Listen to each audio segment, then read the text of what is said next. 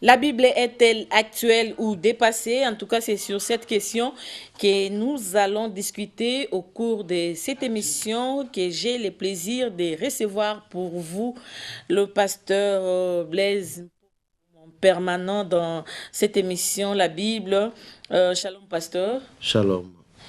Oui, pasteur, à vous aussi, chers enfants de Dieu, shalom, de partout où vous nous suivez. Pasteur, nous parlons aujourd'hui sur cette question si importante, celle de savoir si la Bible est actuelle ou dépassée. Dites d'abord aux enfants de Dieu, pour entrer dans notre sujet, c'est quoi en fait la Bible? Merci pour une fois de plus l'invitation. La Bible dit dans Jean chapitre 1, à partir du verset 1, au commencement était la parole était avec Dieu et la parole était Dieu. Donc à chaque fois que nous parlons de la Bible c'est la parole de Dieu et la parole de Dieu c'est Dieu. Donc derrière la Bible, derrière les écrits que nous voyons, il y a Dieu qui est là. La Bible, c'est la parole de Dieu révélée et donnée aux hommes.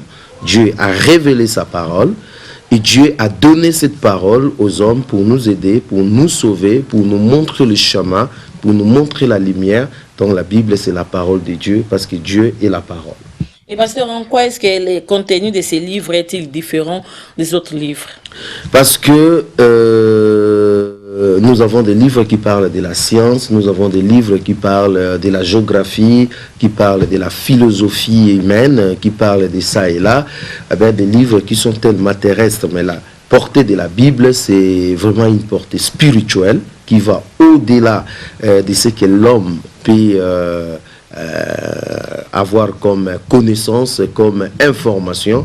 C'est pour cela, quand vous voyez la Bible, vous allez vous rendre compte dans 1 Corinthiens au chapitre 14, le verset 6, on nous parle que les composants de la Bible, les contenus de la Bible, il y a des révélations. Dans la Bible, c'est plein de révélations. Bien qu'écrite par les hommes. Bien sûr, la Bible, c'est plein de révélations, plein de connaissances. La Bible, c'est plein des enseignements. La Bible, c'est aussi plein de prophéties et aussi des faits historiques. Donc, quand vous prenez cette Bible, vous allez vous rendre compte qu'il y a des faits historiques dedans, il y a des enseignements dedans, il y a en grande partie des prophéties, des révélations et puis des connaissances, ainsi de suite. Et bien, c'est ça ce qui compose la Bible. Par exemple, si nous prenons le domaine de la prophétie, vous allez vous rendre compte qu'il y a des prophéties qui ont été annoncées par la Bible, ça fait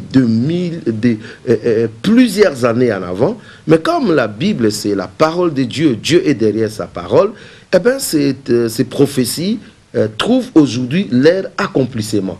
Donc c'est pour montrer que en fait, la Bible, ce n'est pas vraiment une œuvre humaine. La Bible n'est rien d'autre que la volonté parfaite révélée de Dieu. La volonté parfaite révélée par Dieu, c'est vrai.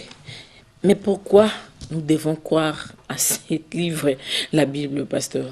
Ouais, parce que, en fait, à part la Bible, il n'y a pas un autre livre que Dieu nous a donné qui peut nous sauver, qui peut nous consoler, qui peut nous relever, qui peut nous affranchir, qui peut apporter en fait la solution au problème de l'âme. Des médecins ont des livres qui peuvent soigner, ainsi de suite.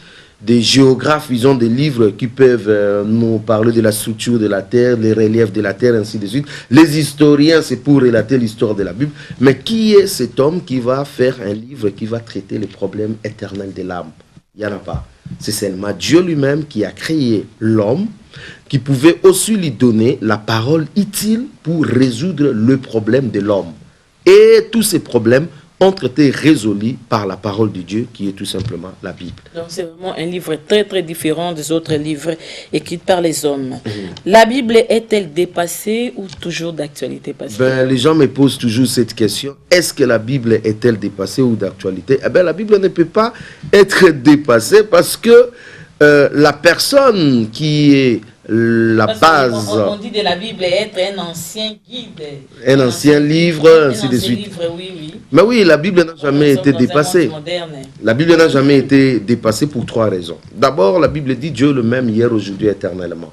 Si Dieu est le même hier, aujourd'hui, éternellement, cela veut dire que sa parole aussi demeure le même hier, aujourd'hui, éternellement. Donc la Bible ne peut pas être dépassée. Et Dieu ne change pas. Si Dieu ne change pas, cela veut dire sa parole aussi ne change pas non plus. Troisièmement, Dieu veille sur sa parole.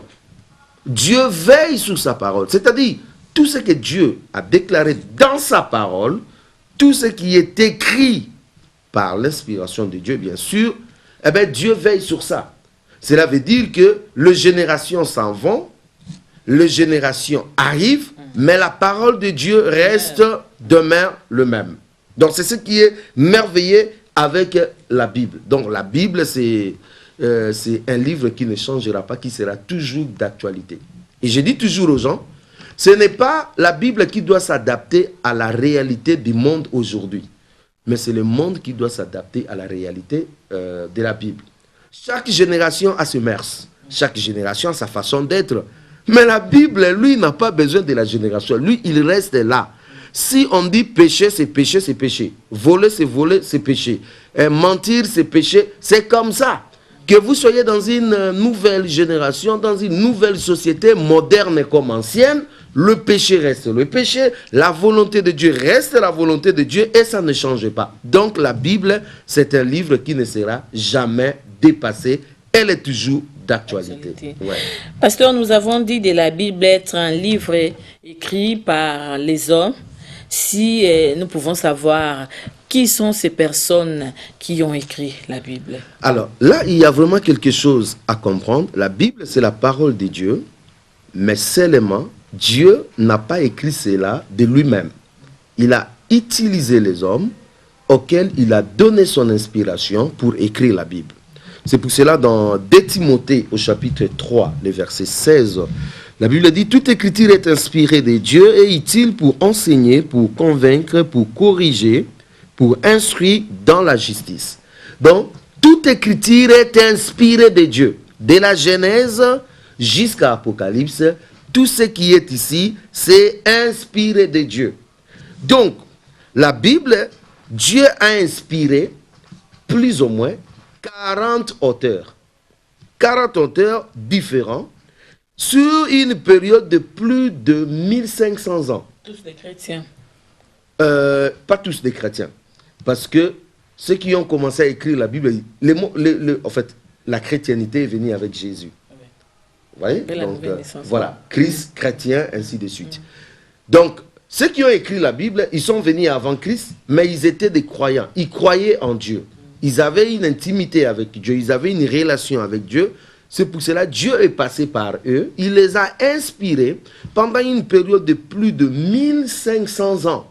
40 auteurs se sont mis à écrire les 66 livres de la Bible dans une parfaite harmonie et cohérence. Donc pendant 1500 ans, ils ne se connaissaient pas tous ces auteurs. Ils n'ont pas vécu dans le même endroit. Ils n'ont pas vécu dans la même période. Mais ils ont écrit la Bible avec une harmonie parfaite, avec une cohérence incomparable. Tout simplement parce qu'ils ont été tous inspirés de Dieu.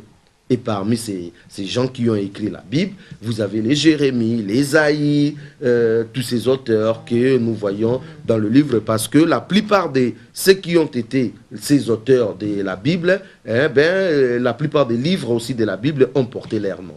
Par exemple, quand vous voyez Ésaïe, ça parle de toutes les prophéties, de tout ce qu'Ésaïe avait reçu comme inspiration.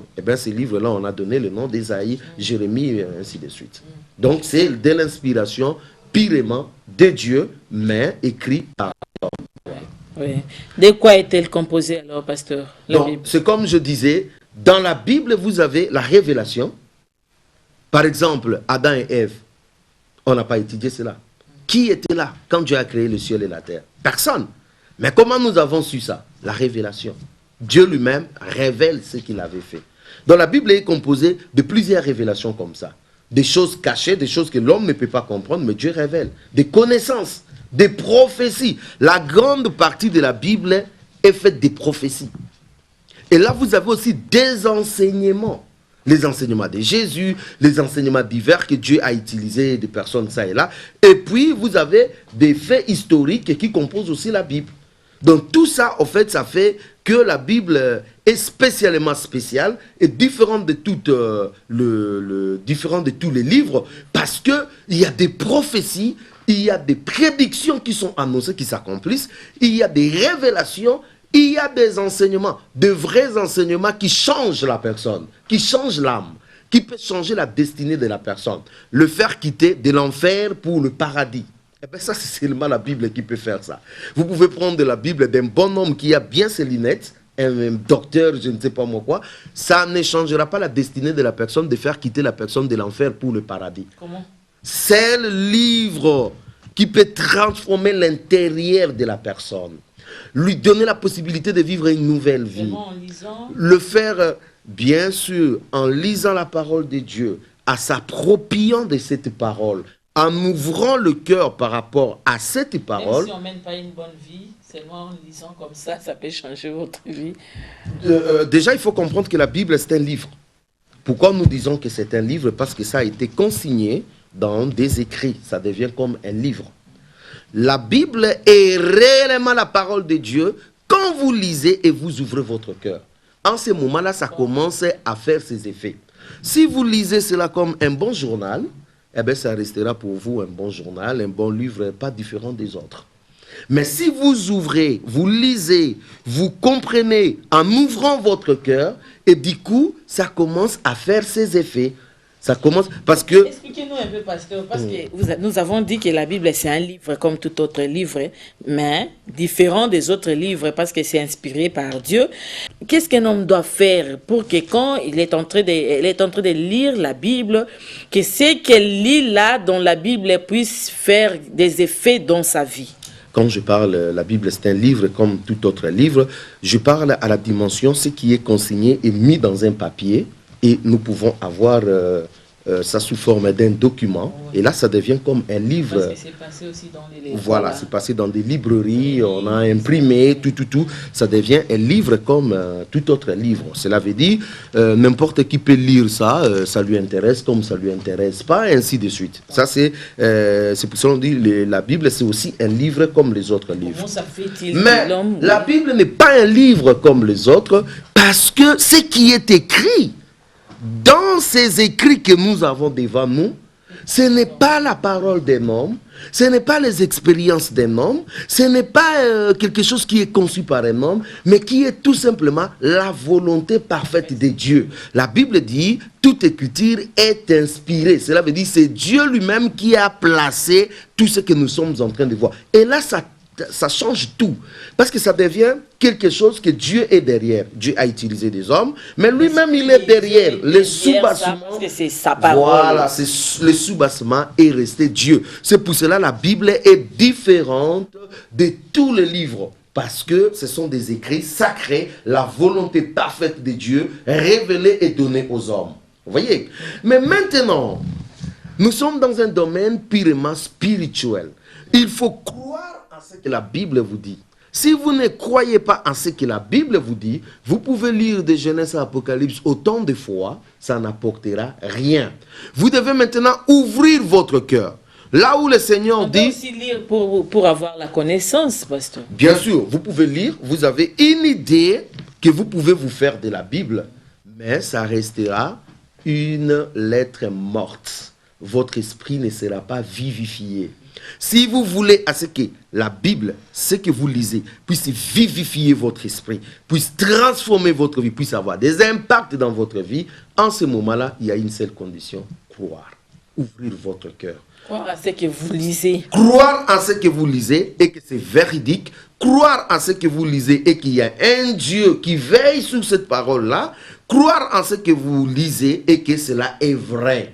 En ce moment-là, vous commencez à vivre les effets. Vous êtes une femme stérile, vous lisez, vous trouvez là où Dieu est en train de dire qu'il est capable de donner les enfants aux stériles. Eh bien, vous dites, ben Seigneur, moi je crois à ta parole, et j'ouvre mon cœur à cette parole, tu peux faire ce que tu veux dans ma vie. Parce que vous avez cru, la parole là entre en action, et Dieu qui accompagne cette parole par sa toute puissance, vivifie, rend cette parole réelle, vraie dans votre cœur.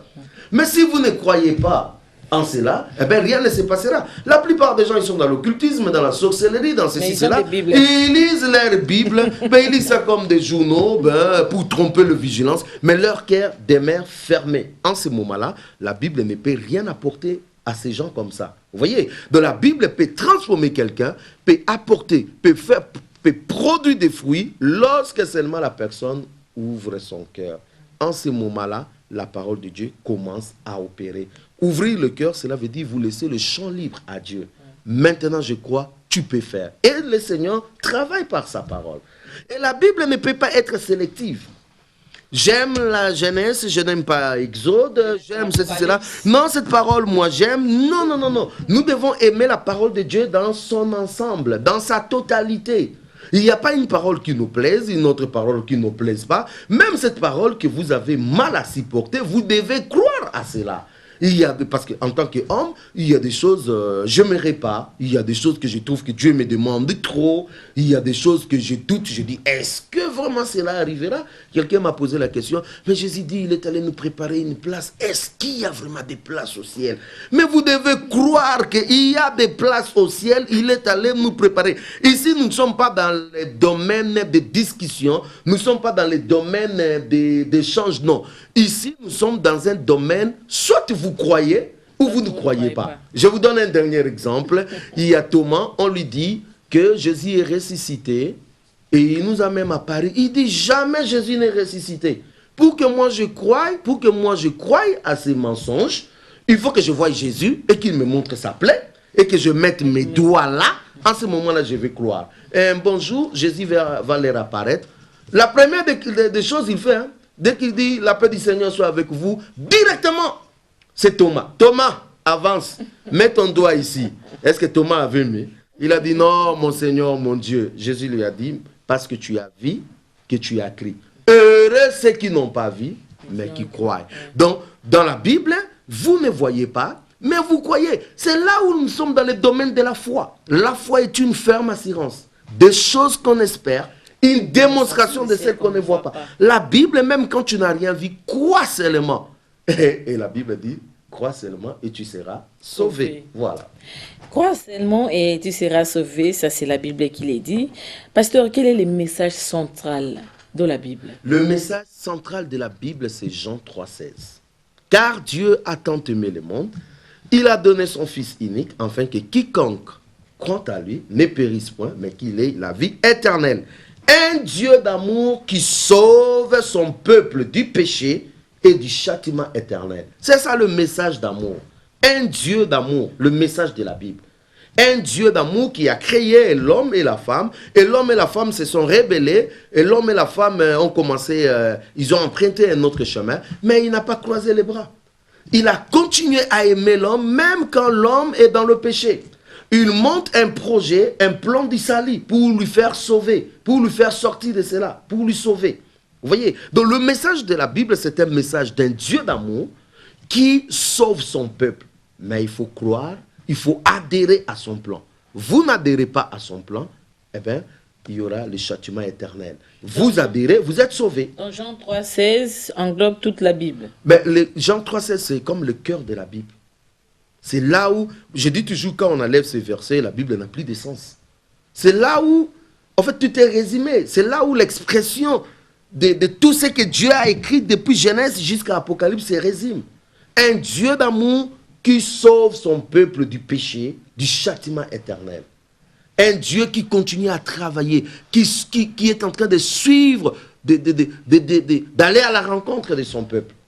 Et c'est ça le message de la Bible. Un message d'amour, un message de paix, un message du salut, un message de la délivrance. Et tout ça, c'est dans Jean 3,16. Pasteur, je reviens à cette question. Donc, j'avoue, je voulais savoir pourquoi utiliser un guide si ancien alors que nous vivons dans un monde moderne ultra technologique. Eh bien, le monde moderne, c'est par rapport à vous. Eh bien, ceux qui vont venir peut-être 50 ans après nous, si le Seigneur tarde à venir, ils vont dire que nous étions dans un monde qui n'était pas moderne. Tellement ils vivront plus de modernité, ils diront que non, nous, on n'était pas dans un monde moderne. C'est-à-dire, le monde moderne est par rapport à nous maintenant, nous imaginons, parce que nous avons aujourd'hui des caméras, nous avons ceci, cela, que c'est un monde moderne et que nous ne pouvons plus utiliser la Bible. Comme aujourd'hui, nous avons des Bibles dans nos téléphones. Voilà, donc nous considérons la Bible comme étant des histoires anciennes, des histoires passées, qui ne tiennent plus route, ainsi de suite. Mais nous nous trompons. Parce que la Bible dit, les ciels et la terre passeront, mais la parole de Dieu ne passera jamais. Votre monde moderne, le Facebook, le WhatsApp, tout là que vous avez, passera un jour. Mais Dieu, par sa parole, ne passera jamais. Donc, en gros, la Bible est plus moderne que notre monde. En gros, c'est ça. Donc, la Bible est plus moderne. Et c'est que la Bible nous révèle que nous verrons demain, hein, le ciel, le royaume de Dieu, eh bien, ça sera rien à voir avec ce que nous sommes en train de voir de ce monde abîmé, de ce monde où il n'y a rien de spécial, rien de bon. Hein, Ecclésiaste dit, il n'y a rien de nouveau sur la terre. Ce qui a été, c'est ce qui est. C'est-à-dire, il n'y a rien de nouveau sur cette terre. Eh bien, tout ce que nous voyons avec sa beauté passera un jour, mais la parole de Dieu demeurera éternellement. Pasteur, on dit de la Bible rien retranché, rien ajouté, mais nous avons des Tobes, nous avons Louis II, nous avons différentes sortes de la Bible. Et puis, dans d'autres communautés, si vous prenez quand même, par exemple, les mêmes versets, Jean 3,16, là où c'est écrit, car Dieu a tant aimé le monde qu'il a donné son Fils unique, tout ça là, dans la même Bible, mais que d'autres congrégations ou communautés utilisent, c'est écrit autre chose un peu différemment par rapport à ce que nous autres chrétiens lisons. Ou, je ne sais pas, c'est par rapport aux différentes sortes de la Bible, comme nous l'avons dit, ou par exemple, c'est par rapport aux différentes congrégations ou communautés que nous avons aujourd'hui un peu des différences dans quelques versets de la Bible. Bon, de toutes les façons, la notion de la Bible, c'est une notion très vague, trop grande aussi, que je ne dirais pas vague, mais je dirais trop grande. Si prenons la Bible que les catholiques utilisent par rapport à ce que nous utilisons, je crois qu'il y a un peu de différence dans quelques versets bibliques. Bien sûr. En fait, la notion de la Bible, c'est une notion trop grande. On ne saura pas décortiquer ça dans moins de 30 minutes. Dans la Bible, en suivant bien votre question, je peux déjà faire sortir deux choses. Il y a les canons de la Bible et il y a des versions de la Bible. Les canons de la Bible, eh bien, plusieurs écrits ont été écrits par différentes personnes, oui. Pas modifiés, mais écrits. Mais pourquoi on a retenu les 66 livres de la Bible? Pourquoi on a retenu les 66? On a rejeté d'autres. En fait, il y a des études qui ont été menées pour rendre réels ces livres. Et on a trouvé que d'autres livres, c'était des écrits qui paraissaient être sacrés, qui paraissaient être la parole de Dieu, mais il y avait des contradictions. Oui, il y avait des choses qui n'étaient pas claires que c'était Dieu. Parce que de la Genèse jusqu'à l'Apocalypse, il n'y a aucune contradiction dans la Bible. J'ai parlé de l'harmonie et de la cohérence. C'est-à-dire, sur 1500 ans, les gens écrivent dans différentes périodes. Mais oui, mais il y a une cohérence, il y a une harmonie. Donc, des livres qui ont présenté des contradictions, des livres qu'on avait trouvés qui n'étaient pas clairs, qui n'étaient pas vraiment inspirés de Dieu, eh bien, des gens aussi avaient écrit des livres, mais ce n'était pas inspiré, et ces livres ont été tout simplement écartés. Deuxième chose, il y a des versions de la Bible. Je vous donne un exemple. Le Nouveau Testament que nous avons, ça a été écrit en grec. Mais aujourd'hui, nous lisons le Nouveau Testament en français. Qu'est-ce qu'on a fait? On a fait des traductions. Alors, toutes ces traductions-là sont des gens qui ont fait. Toi, tu peux faire une traduction, tu trouves que non, ces mots-là, dans le grec, c'est vraiment ça. Moi, je fais une traduction, je dis, ces mots-là, je pense que c'est ça. Voilà, c'est ce qui fait que, dans d'autres Bibles, il y a des livres qui ne sont pas là. Par exemple, quand vous prenez le Taube, que vous parlez, cette Bible top, vous allez voir des Siracides, des Maccabées, tout ça. Voilà. Mais dans des versions que nous avons, il n'y en a pas. Parce qu'on a estimé que ce n'étaient pas des livres vraiment inspirés de Dieu.